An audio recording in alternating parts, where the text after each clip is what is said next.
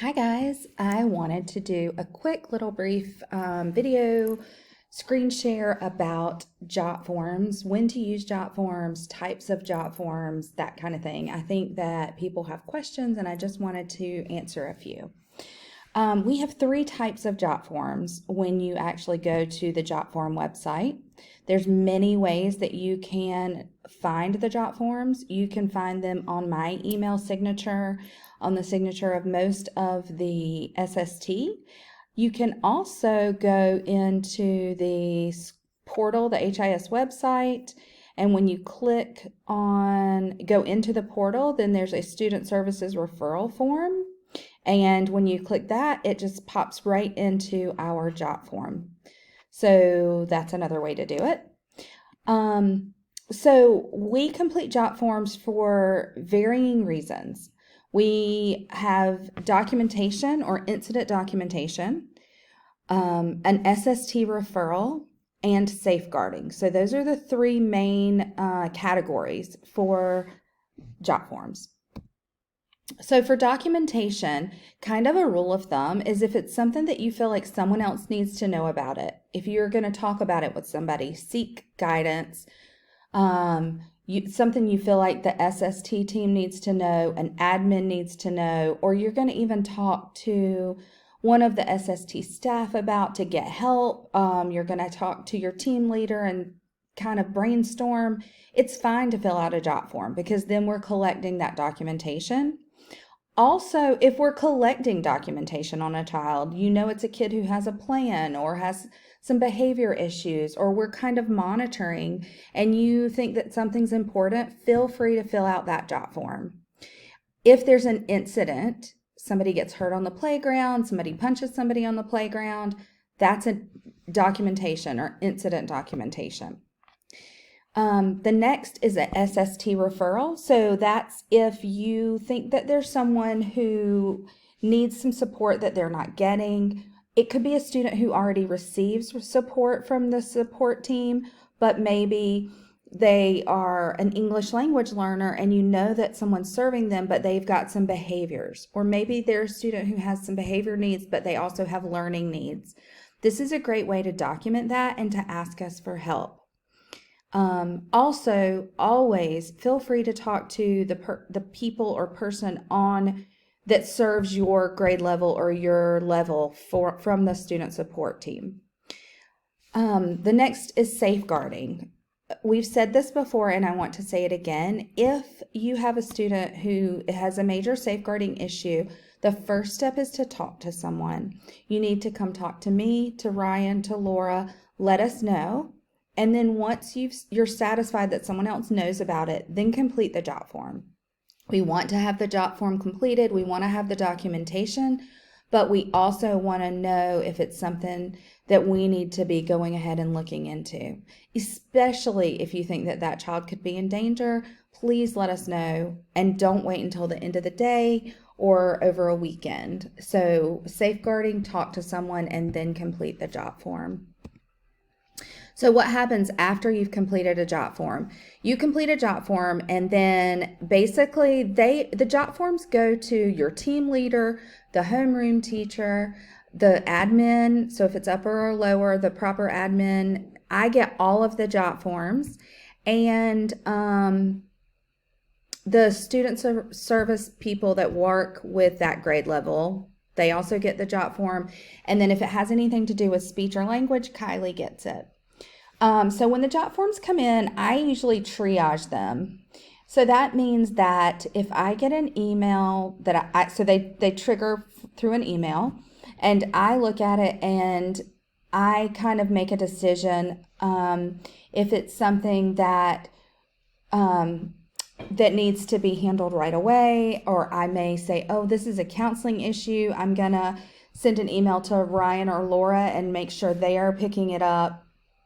If it's an academic issue, a lot of times I'll chat with the student support services people at that level.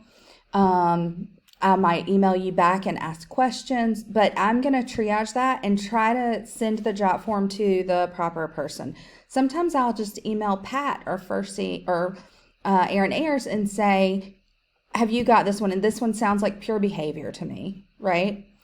So if academic, I discuss them with the SST at your grade level. If behavior, we decide, is it a counselor issue? Is it an admin issue?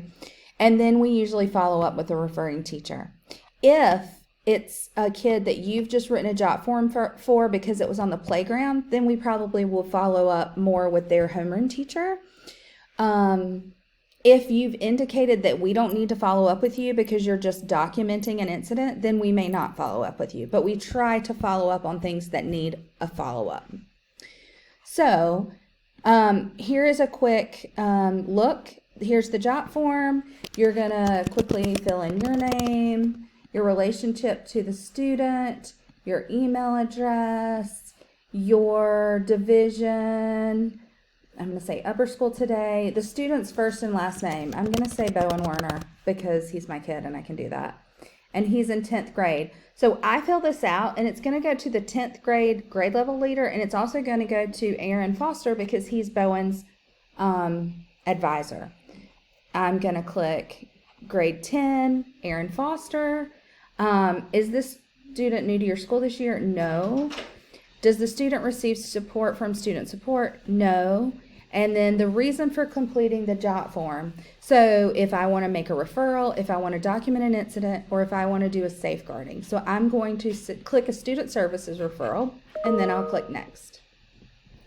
So I'm worried about his math. So I'm going to click math. It's not an ESOL referral. It's not a behavior referral, a social emotional referral, or speech. If it's speech, then it would go to Kylie. I'm going to talk about his strengths. I'm going to talk about the concerns I see. And then I am going to talk about, if I were his math teacher, the strategies and the interventions I've already implemented. This is simply what's already been done. Do you know if it's a behavior situation? Has there already been a behavior plan in place? If it's a situation with academics, has there already been something put into place? And then what assessment data? Maybe I looked up his MAP scores. Maybe I talked to somebody else and maybe he's being tutored. Anything like that goes there. Have you communicated with the parents? Sure. What were the dates and what was the information you got? And if there's any additional information, you put it there. Now, I can click submit and I'm done. If I have an incident documentation, I could click next. And that would allow me to actually document an incident that has happened. I don't actually need to do either of those, so I'm going to click back. And I'm not going to submit this. Yesterday I submitted a test one and it got people all worked up. But that's how simple it is. If you're already completing an email to send to parents or to admin, it's just as simple. Cut and paste, either from your email to your jot form to your email, if that's something that you feel like you need to do. Know that these jot forms are going to be sent to your admin. But if you want your admin to have more information, of course, feel free to send an email.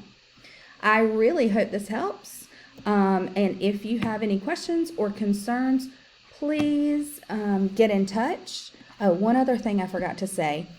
When you're filling in an incident documentation, you have the ability to type what kind of incident happened, when it happened, if it required medical treatment. And this box where it says adults present, that's very important because if it is an incident where someone is later on going to have to go back and need a witness, that is your witness box. So if you are on the playground or you're walking through school and you see a fight or you see somebody get hurt or something happens, you need to document the other people that are there just in case when we're digging into something, if it comes to that, then we know who we can also go to and talk with. So that's really important if there were other adults present. So that was just one other thing that I wanted to talk about. I hope you guys have a great afternoon whenever you're watching this. And please come and let me know if you have questions. Have a great one.